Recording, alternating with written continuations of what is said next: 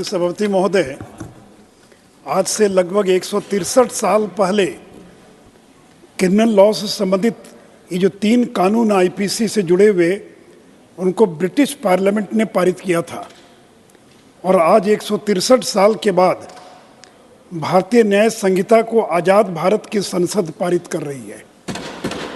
सभापति महोदय, आईपीसी को ब्रिटिश क्राउन के निर्देश पर थॉमस बेबिंगटन मैकॉले ने तैयार किया था और आज इस कानून को भारतीय न्याय संहिता को नरेंद्र मोदी जी के निर्देश पर अमित शाह की टीम ने तैयार करने का काम किया है।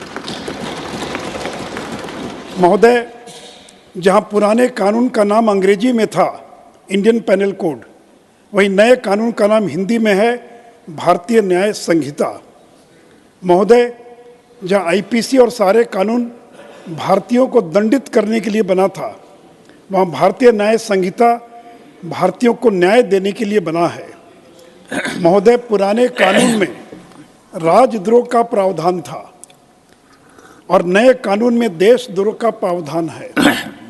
राज्य सरकार के या सरकारों के खिलाफ में कोई भी कुछ बोल सकता है, लेकिन अगर कोई देश के खिलाफ बोलने की हिम्मत करेगा तो उसका मुंह तोड़ने का जवाब देने की हिम्मत इस कानून के अंदर है। सभापति महोदय, इतना ही नहीं तो देश के खिलाफ कोई नहीं बोल सकता है, देश के हितों को कोई नुकसान नहीं पहुंचा सकता है, देश के झंडे, सीमाओं, संसाधनों के साथ कोई खिलवाड़ नहीं कर सकता है।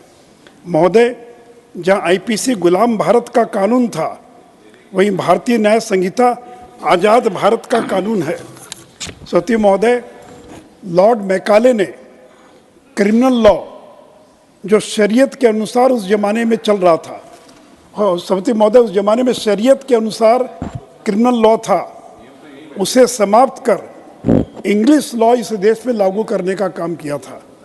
वहीं अमित शाह जी ने इंग्लिश लॉ पर आधारित आईपीसी को समाप्त कर भारतीय दर्शन मूल्यों के आधार पर भारतीय न्याय संहिता को लाने का काम किया है। सभापति महोदय, अगले 150 साल तक देश और दुनिया श्री नरेंद्र मोदी और अमित शाह के नाम को याद रखेगी। जब तक भारतीय न्याय संहिता है, तब तक इन नामों को लोग स्मरण करते रहेंगे। सभापति महोदय, आज सदन के अंदर इंडी गठबंधन के लोगों ने बहिष्कार किया है, वो शामिल नहीं हुए हैं, वो लगातार विरोध कर रहे हैं।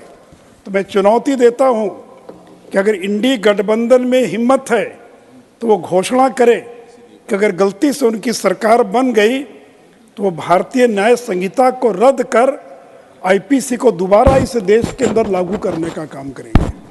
तो सभापति महोदय, मुझे पूरा विश्वास है कि ये जो तीनों कानून बने हैं, ये देश के इतिहास के अंदर और मील का पत्थर साबित होंगे। धन्यवाद।